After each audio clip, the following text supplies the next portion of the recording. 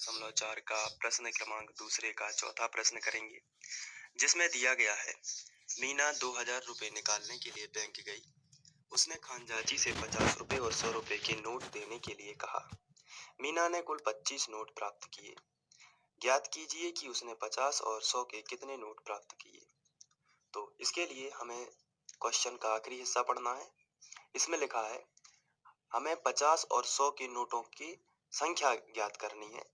इसमें लिखा है 50 और 100 के कितने नोट प्राप्त हुए। इसका मतलब ये है कि हमें 50 और 100 के नोटों की संख्या ज्ञात करनी है। तो हम मान लेते हैं कि 50 के नोटों की संख्या x है और 100 के नोटों की संख्या y है। आपको इस तरीके के क्वेश्चन का आखिरी हिस्सा जो आपको पढ़ना है और उसी तरीके से आपको हल में शुरू करना है।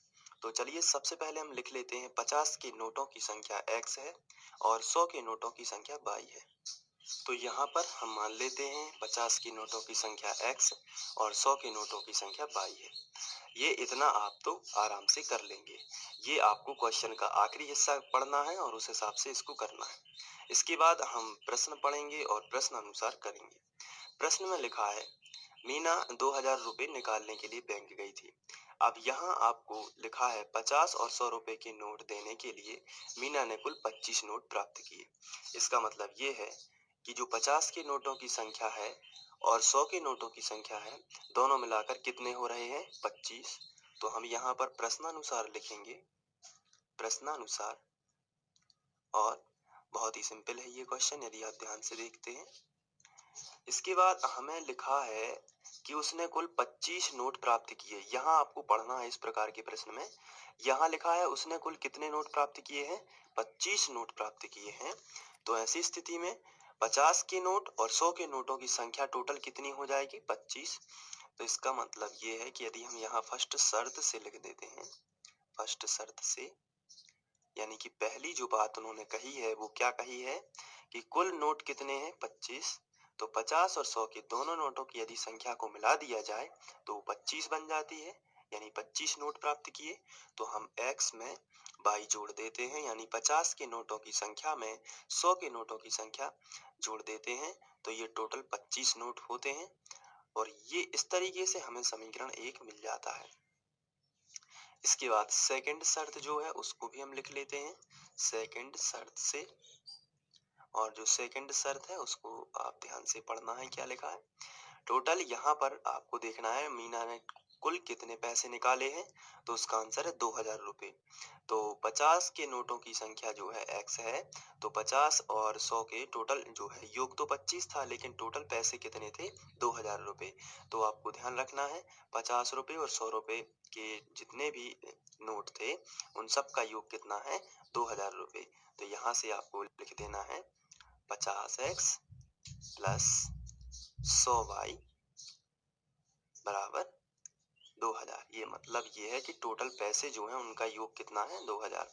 तो अगर हम 50 के नोट 50 के नोट हैं और जितने भी नोट होंगे उनका गुणा करेंगे, इसी प्रकार से 100 के नोट हैं, जितने भी नोट होंगे उनका गुणा करेंगे तो टोटल हमें 2000 रुपये आ जाएगा। अगर आपको ऐसा नहीं समझ में आता है तो फिर आप डायरेक्ट यहाँ से कर सकते हैं कि टोटल आपको 2000 रुपये निकालने हैं तो 50 में x लगा दीजिए और 100 में y लगा दीजिए। तो 50 में जब x लगाओगे आप तो 50 के नोटों की जो संख्या है उनका टोटल आ जाएगा, और जब 100 में आप y का गुणा करोगे तो 100 के नोटों की जो संख्या है उनका टोटल आ जाएगा। इन दोनों का टोटल 2000 होता है, क्योंकि मीना को 2000 रुपये निकलवाने हैं। तो आपको दो तरीके हैं करने के। अब इस क्वेश्चन को जरा पूरी तरीके से देख लीजिए, किस तरीके से आपको इसको सॉर्ट आउट करना है यदि ये एग्जाम में आता है। सबसे पहले तो यहाँ पर लिखा है 50 और 100 के कितने नोट प्राप्त किए। तो आपको 50 के नोटों की संख्या मान लेनी है x और 100 के नोटों की संख्या मान लेनी है y। उसके बाद यहाँ 25 लिखा है तो x प्लस वाई बराबर 25 कर देना है। इसके बाद यहाँ 2000 लिखा है तो 50x प्लस 100y बराबर 2000 कर देना है। इससे आपको समीकरण 1 व 2 मिल जाएगा और इसे विलोपन से सॉल्व कर सकते हैं। इसके आगे बढ़ते हैं, इसको थोड़ा सा और सॉल्व कर देते हैं। यहाँ 50 लिखा है, यहाँ 100 लिखा है और यहाँ 2000 लिखा है। तो यहाँ यदि हम भाग देना चाहें तो ये भाग चला जाएगा और ये 50 से भी भाग जाता है। तो हम यहाँ पर लिखेंगे पूरे समीकरण में 50 से भाग देने पर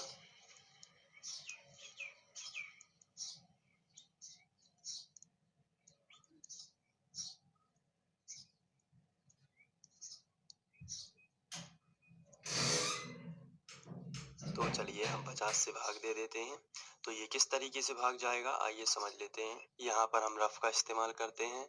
हम भाग इसलिए देते हैं ताकि हमारा समीकरण और छोटा हो जाए और उसे हल करने में आसानी हो। ये 50x लिखा था प्लस ये 100y लिखा था बराबर 2000, ये हमारा समीकरण था। इस पूरे समीकरण में हमें 50 से भाग देना है, इसलिए यहाँ पर भी 50 बटे में कर देते हैं, यहाँ पर भी बटे में कर देते हैं और यहाँ पर भी कर देते हैं। अब यहाँ से तो 50 और 50 कैंसिल हो जाएगा तो हमें मिलेगा केवल x। यहाँ से 50 एकम 50 और 50 दूनी 100, तो ये मिल जाएगा हमें 2y। और यहाँ पर एक शून्य और एक शून्य काट देते हैं, पंचों के 20, ये इतना ही पंचों के 20 हुआ और ये 0 ज्यों का त्यों। तो यहाँ पर 40, यानी कि जो नया समीकरण मिलेगा 50 से भाग देने के बाद, ये हमें मिलेगा x प्लस 2y बराबर 40। तो चलिए 50 से भाग देने के बाद हम लिखेंगे x प्लस 2y बराबर 40। ये बहुत ही सिंपल, आप देख रहे हैं कि पहले की तुलना में ये बहुत छोटा समीकरण हो गया है। इसे हम समीकरण 2 बना सकते हैं। अब विलोपन विधि के लिए करने के लिए हम दोनों को विलोपन विधि से करेंगे। तो सबसे पहले दोनों समीकरणों को लिख लेते हैं। तो हम यहाँ पर लिखेंगे समीकरण 1 व 2 से, समीकरण 1 व 2 से। अब दोनों समीकरणों को मैं लिख लेता हूँ, जो कि है यहाँ पर है x प्लस वाई बराबर 25, ये हमारा समीकरण 1 है। और दूसरा है x प्लस 2y बराबर 40, ये हमारा समीकरण 2 है। अब हम दोनों को लिख लेते हैं। तो इसको लिखने के लिए हमें सबसे पहले तो विलोपन विधि में y के गुणांकों को समान करना है। आप चाहें तो x के गुणांकों को भी समान कर सकते हैं, लेकिन मैंने आपको y से सिखाया है विलोपन विधि में, तो मैं यहाँ पर y के गुणांकों को समान करूँगा। उसके लिए आपको दोनों y को देखना है और यहाँ पर y के साथ में कितना लिखा है 2, और यहाँ पर y के साथ में कुछ भी नहीं लिखा है तो माना जाता है 1। तो नीचे के y का गुणांक जो होगा वो समीकरण 1 में गुणा करेगा, और ऊपर का जो y का गुणांक उसके पास में जो भी लिखा है वो है नीचे के समीकरण में गुणा करेगा। तो हम यहाँ पर लिखेंगे समीकरण 1 में 2 से गुणा तथा समीकरण 2 में, अब बताइए कितने से होगा गुणा। समीकरण 2 में 1 से गुणा, बहुत ही सिंपल है। 1 से गुणा करने पर तो आप इस तरीके से गुणा कर सकते हैं। चलिए कर देते हैं। जब हम 2 का गुणा इसमें करेंगे तो ये आएगा 2x, फिर यहाँ से 2 का गुणा y में करेंगे तो आएगा 2y बराबर, जब 2 का गुणा 25 में करेंगे तो ये आएगा 25 दूनी 50। यहाँ पर चूंकि ये नया समीकरण है इसलिए हम इसे समीकरण 3 बना देंगे। इसके बाद एक है, जब 1 का गुणा समीकरण 2 में होगा तो कोई भी चेंज नहीं आएगा, क्योंकि किसी भी संख्या में 1 का गुणा होने पर वही संख्या आती है।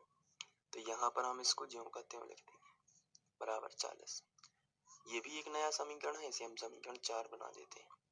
विलोपन विधि का जो नियम है उसको आप फॉलो करेंगे। समान चिन्ह होते हैं यदि तो घटाने पर होता है, और असमान चिन्ह होते हैं तो जोड़ना पर होता है।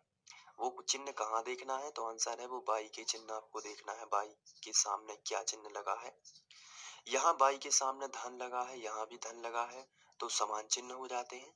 और समान चिन्हों में विलोपन विधि कहती है कि आप घटाइए। तो यहाँ पर हम समान चिन्हों में क्या लिखेंगे, घटाने पर। आपको ये रूल याद रखना है, समान चिन्हों में घटाने पर और असमान चिन्हों में जोड़ने पर। और मैंने ये विलोपन विधि जब आपको बताई है तो वहां भी मैंने आपको अच्छे से बताया है, तो आप वहां भी देख सकते हैं और प्ले लिस्ट में जाकर आप सभी देख सकते हैं। चलिए अब हम आगे बढ़ते हैं। घटाने का जो मेन फॉर्मूला, यहाँ पर आप माइनस का चिन्ह लगाएंगे सबसे पहले। इसका मतलब ये होता है कि आप दोनों समीकरणों को घटा रहे हैं। घटाने के लिए आप नीचे वाले समीकरण के सभी पदों के चिन्ह बदल देंगे। जैसे इसमें कोई भी चिन्ह नहीं लगा है तो ये धन का माना जाता है, इसमें भी कोई चिन्ह नहीं लगा है तो ये धन का माना जाता है। अब हम इनके चिन्ह बदल देते हैं। तो जो ओरिजिनल चिन्ह था उसमें आप गोला लगा देंगे इस तरीके से, और उसके विपरीत लिखें। जैसे धन का है तो ऋण का, धन का है तो ऋण का, और धन का है तो ऋण का। इसके बाद हम घटाने के बाद जो हमें प्राप्त होगा उसको लिख लेते हैं। जैसे 2x था, ये प्लस का है, और ये माइनस का x है, तो 2x में से एक x चला जाएगा तो एक सिंगल x बच जाएगा। यहाँ से धन का 2 भाई और ऋण का 2 भाई, ये दोनों समान संख्याएं और विपरीत चिन्ह वाली हैं, इसलिए ये कैंसिल हो जाएंगी। बराबर 50 में से 40 जाएगा तो बचेगा 10। तो यहाँ पर आप देख रहे हैं कि हमें x का मान कितना मिल चुका है, 10। ये जो x का मान है इसे हम समीकरण x का मान, ये हम जाएंगे समीकरण 1 में रखेंगे। विलोपन विधि में यही होता है, समीकरण 1 में रखने पर। तो चलिए समीकरण 1 में रख देते हैं। समीकरण 1 है x प्लस वाई बराबर 25, आप ऊपर देख रहे हैं। ये समीकरण 1 है x प्लस वाई बराबर 25, तो चलिए वहीं रख देते हैं। यहाँ पर लिखेंगे x प्लस वाई बराबर 25। ये आपको देखने के लिए मैंने सबसे पहले लिख दिया। अब मान रख देते हैं, x का मान कितना है, 10 प्लस वाई बराबर 25, इस तरीके से। और यहाँ पर जो 10 लिखा है इसका पक्षांतर हम इस तरफ कर देते हैं तो हमें y की वैल्यू मिल जाएगी। तो चलिए पक्षांतर कर देते हैं, 25 ज्यों का त्यों। ये जो प्लस का 10 है इसका पक्षांतर इस तरफ करेंगे तो ये माइनस का हो जाएगा। तो हमें y बराबर मिलने वाला है, 25 में से 10 चला जाएगा तो कितना मिलेगा, 15। तो यहाँ पर हमें ये y का मान भी मिल जाता है। अब हमने जो 50 के नोटों की संख्या मानी हुई थी, आइए देख लेते हैं 50 के नोटों की संख्या किस तरीके से मानी थी। तो यहाँ पर 50 के नोटों की संख्या मानी थी x और 100 के नोटों की संख्या मानी थी y। तो 50 के नोटों की संख्या यानी x और x का मान कितना आया है, 10। तो हम यहाँ पर लिखेंगे, यहाँ पर कर देते हैं। अतः 50 के नोटों की संख्या कितनी होगी, x मानी थी यानी कि 10, और 100 के नोटों की संख्या 15 हो जाएगी। तो यहाँ पर हम लिखते हैं 100 के नोटों की संख्या बराबर 15। तो आप इसको नोट भी कर सकते हैं अपनी कॉपी में। तो यहाँ से आप नोट कर लीजिए, ये पहला है, वीडियो को पॉज करके आप नोट कर सकते हैं। इसके बाद ये दूसरा स्टेप है और ये तीसरा स्टेप है।